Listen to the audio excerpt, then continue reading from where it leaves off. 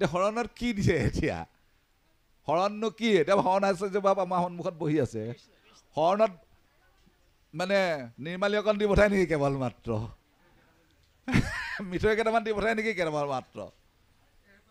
কৃষ্ণ বাৰু যে কি নহওক কিন্তু প্ৰকৃততে শৰণ কি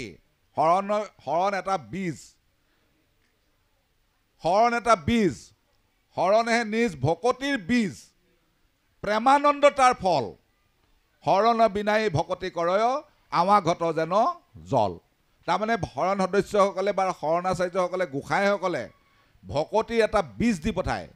সেই বীজটো নি পেলাই শৰণ লওঁতাজনে ৰোপণ কৰিব লাগিব তেওঁৰ হৃদয়ত ৰোপণ কৰি তাক ৰক্ষণাবেক্ষণ দিব লাগিব